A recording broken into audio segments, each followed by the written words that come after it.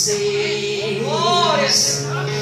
Certo dia o profeta Elias, ele disse assim: vai, eu ordenei a uma viúva que sustente a ti.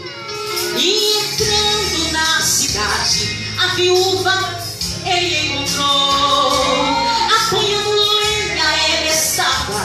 Ele então assim falou: traze-me um pouco de água para que eu beba.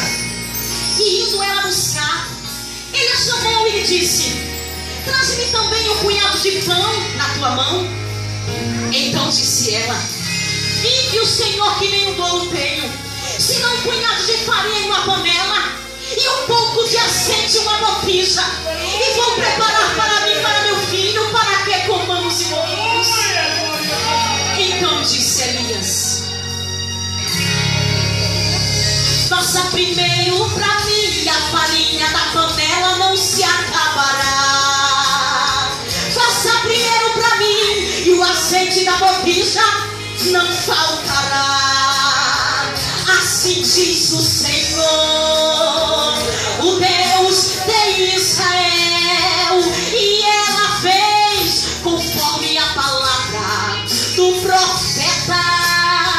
O milagre aconteceu, a viúva recebeu, e o profeta Elias ela sustentou conforme Deus havia ordenado. Sabe por quê? Quem sabe ele, quem pode ele, quem tem ele, pois tudo é dele. Quem manda ele, quem faz ele, você é dele, aleluia, depende dele.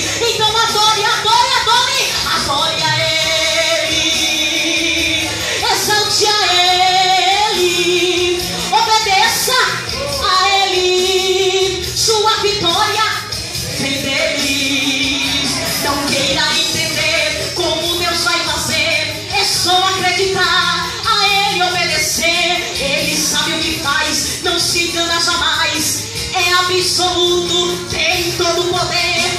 Ainda que pareça que chegou o fim, ele faz provisão para você seguir. Aleluia, aleluia. Quem pode ele, quem tem ele, por quê? Pois tudo é dele.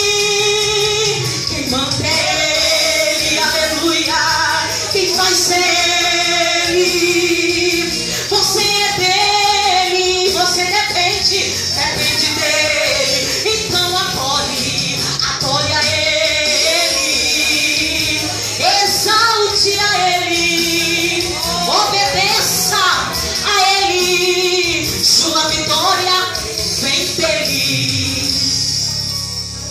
Faça primeiro para mim e veja o milagre que eu vou fazer na sua vida.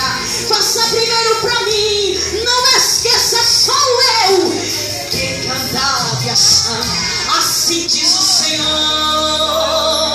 o Deus de Israel.